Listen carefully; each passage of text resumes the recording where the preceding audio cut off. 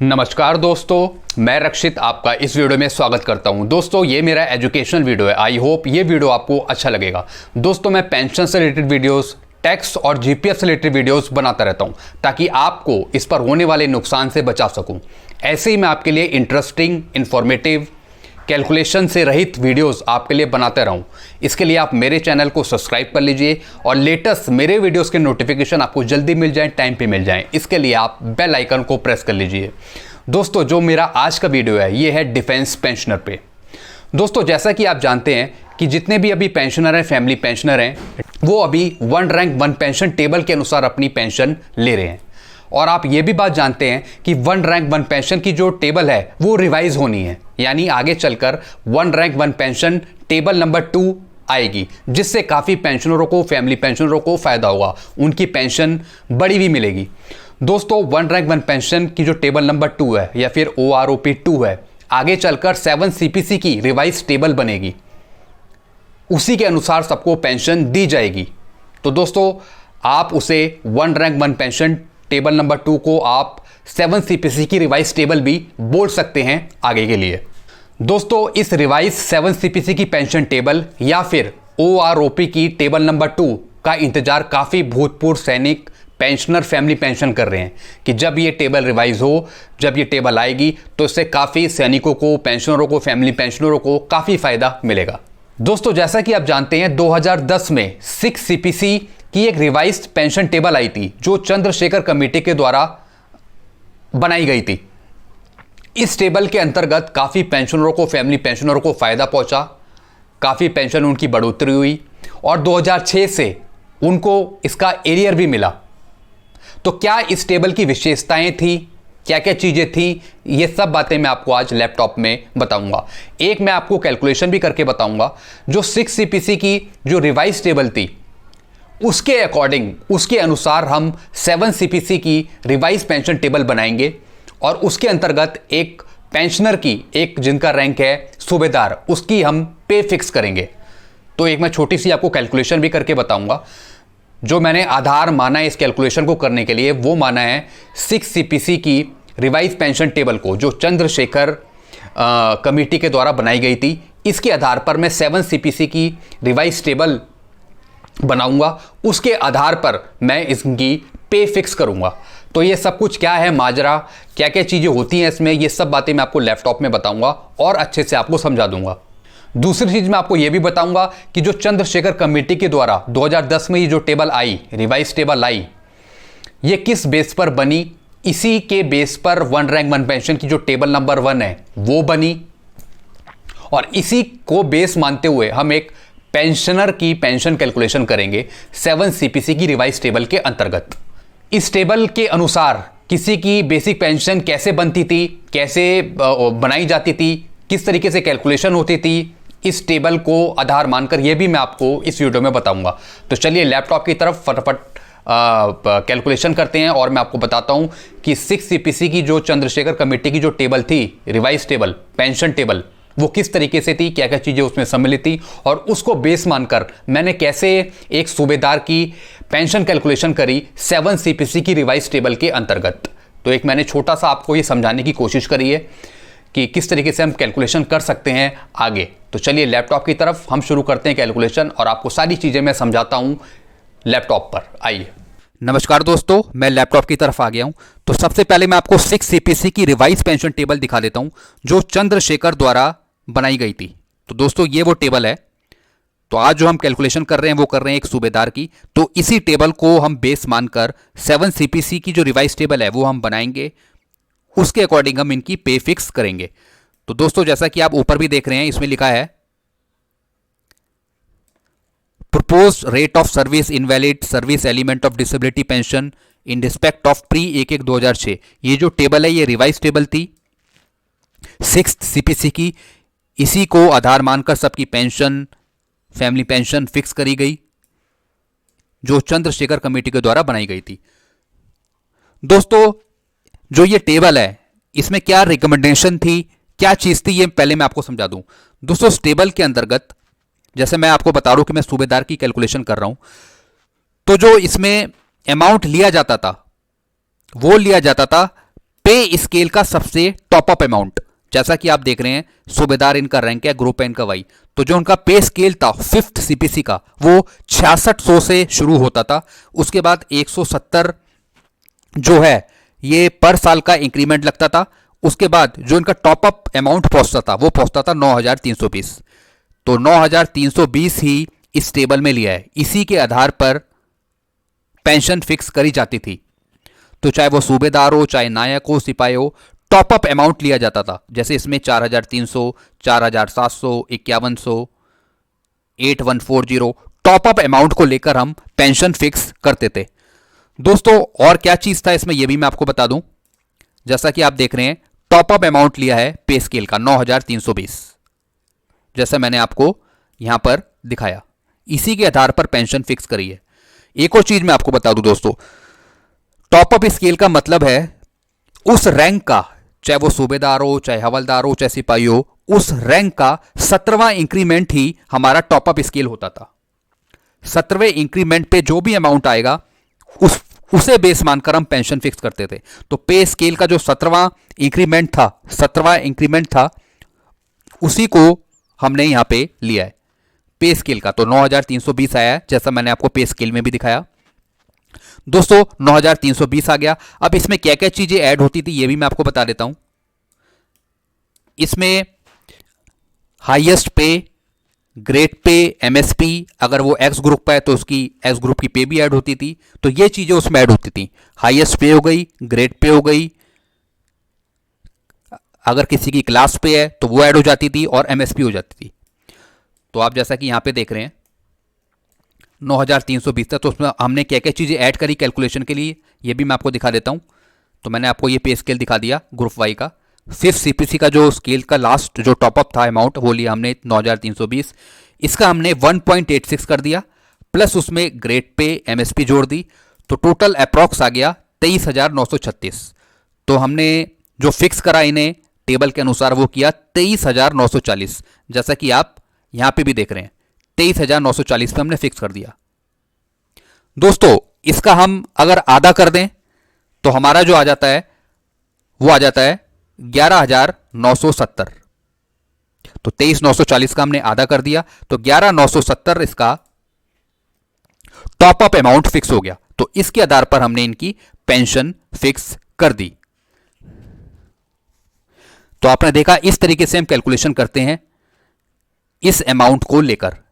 तो दोस्तों आपने देखा जो हमने टॉप अप स्केल था इसका वो हमने 9320 लिया। एक और चीज मैं आपको बता दूं, चाहे सूबेदार 2 साल का हो चाहे 15 साल को, उसकी पेंशन 9320 पर ही फिक्स होगी। तो दोस्तों 28 साल के सभी जितने भी सूबेदार हैं उन सब की पेंशन इसी तरह फिक्स करी गई। तो जैसा कि आप देख रहे हैं सबसे नीचे जो लास्ट अमाउंट था टॉपअप 11,970 पे ये फिक्स हुआ कैलकुलेशन करने के बाद। तो जितने भी 28 साल के सूबेदार थे सबकी पेंशन इतनी ही फिक्स हुई। दोस्तों जो जुलाई 2014 से पहले जितने भी सूबेदार थे उनके पीपीओ में भी ये अमाउंट अंकित है, वो आप अपना पीपीओ देख सकते हैं। दोस्तों उस टाइम 2 ऑप्शन थे, चाहे तो वो इस टेबल के अकॉर्डिंग अपनी पे फिक्स कर लें या फिर अपनी बेसिक का आधा करके उसमें एमएसपी ग्रेड पे ऐड करके और उसको डिवाइड कर दे 2 से, उसके अकॉर्डिंग अपनी पेंशन फिक्स कर लें। तो उनके पास 2 ऑप्शन थे। तो ज़्यादातर जो पेंशनर थे उन्होंने ये वाला ऑप्शन चूज किया, इस टेबल के अकॉर्डिंग उन्होंने अपनी पेंशन फिक्स करी। तो दोस्तों सभी जो सूबेदार थे उनको 28 साल की जो उनकी सर्विस थी उसके अकॉर्डिंग इनकी इतनी बेसिक पेंशन सेट हुई 11,970। दोस्तों इसी के बाद 1 रैंक 1 पेंशन की टेबल बनी जो मैं आपको दिखा देता हूं, जिसके अनुसार अभी सब पेंशनर फैमिली पेंशनर पेंशन ले रहे हैं। ये टेबल है, इसी के अकॉर्डिंग सब अभी पेंशन फैमिली पेंशन ले रहे हैं। तो चंद्रशेखर कमेटी के द्वारा जो ये टेबल रिवाइज हुई इसके बाद ही 1 रैंक 1 पेंशन की टेबल आई और इसी के अकॉर्डिंग सब अभी पेंशन और फैमिली पेंशन ले रहे हैं। दोस्तों इस टेबल में 5 से 6% एवरेज पेंशन बढ़ी सबकी। इस टेबल के बाद जो चंद्रशेखर कमेटी की जो ये वाली टेबल थी इसके बाद 1 रैंक 1 पेंशन की जो टेबल नंबर 1 है, इसमें 5 से 6% एवरेज में पेंशन बढ़ी। दोस्तों अब बात करते हैं चंद्रशेखर कमेटी द्वारा बनाई गई 6th सीपीसी की जो रिवाइज पेंशन टेबल है, उसके अनुसार हम 7 सीपीसी में अपनी पेंशन कैसे सेट करें, तो ये मैं आपको बताऊंगा। या फिर चंद्रशेखर कमेटी में जो 6 सीपीसी की जो रिवाइज पेंशन टेबल थी, जो ये वाली टेबल थी जैसा मैंने आपको दिखाया, इसके अनुसार हम 7 सीपीसी की पेंशन टेबल बनाएंगे। उसके अनुसार हम इनका नोशनल पे फिक्स करेंगे। तो कैसे करते हैं ये भी जान लेते हैं। दोस्तों जैसा कि मैंने आपको पे स्केल में दिखाया था, इस पे स्केल में 6600 से लेकर वो 9320 में फिक्स हुआ कोई सूबेदार। तो दोस्तों वो 6600 बेसिक पे से 170 पर साल का इंक्रीमेंट उसे मिला, फिर उसके बाद वो 9320 पर फिक्स हुआ, 16वां इंक्रीमेंट लिया। उसके बाद 17वां कॉलम हम देखेंगे, 6600 से वो चला, उसके बाद 170 पर साल का उसे इंक्रीमेंट मिला, और जो लास्ट जो फिक्स हुआ अमाउंट वो हुआ 9320। तो जो लास्ट जो फिट हुआ वो हुआ 16वां इंक्रीमेंट। लेकिन 16वें इंक्रीमेंट का कॉलम हमें नहीं देखना, हम देखेंगे 17वां कॉलम। तो उस समय 17वां कॉलम चूज किया गया था। इस टेबल के अकॉर्डिंग 17वां कॉलम चूज किया, जिसके आधार पर हम पेंशन फिक्स करेंगे। जब ये टेबल बनी तो उसके आधार पर 16 इंक्रीमेंट दिए गए थे, तो हमने एक आगे का चूज करेंगे, 17वां कॉलम चूज किया। तो दोस्तों 6 सीपीसी में चाहे कोई सा भी रैंक हो, उससे ऊपर की ही पेंशन फिक्स करी गई थी।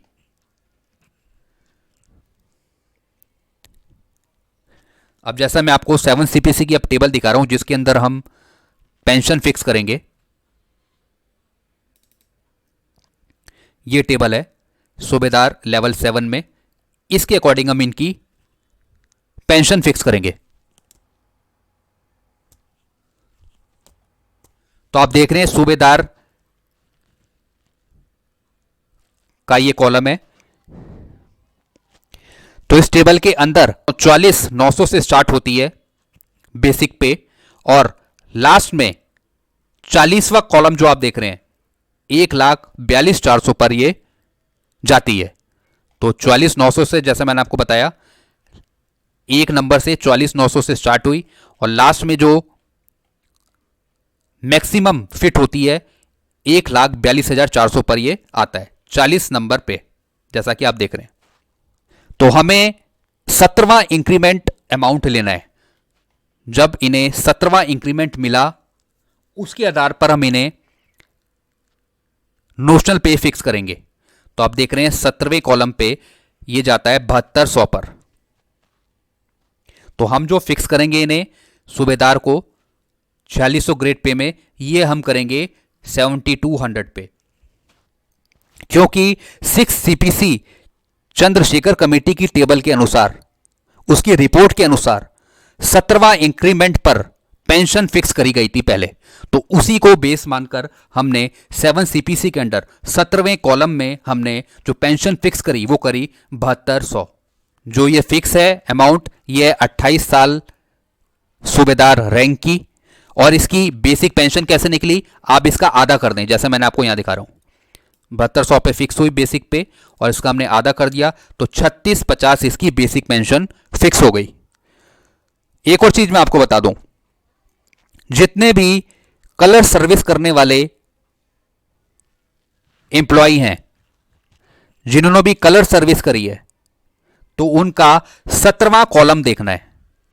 दोस्तों चाहे इनका प्रमोशन कभी भी हुआ हो, तो हम जो कॉलम देखेंगे वो 17वां कॉलम देखेंगे, जिन्होंने कलर सर्विस करी है। दोस्तों चंद्रशेखर कमेटी की रिपोर्ट के अनुसार, उसकी टेबल के अनुसार 5th सीपीसी में 17वां इंक्रीमेंट पर ही फिक्स कर दिया गया था। इस टेबल के अनुसार जितने भी सूबेदार थे, उन सब की पेंशन 17वें इंक्रीमेंट पर ही फिक्स की गई थी। तो इस तरीके से आप सभी की पेंशन सेटअप कर सकते हैं।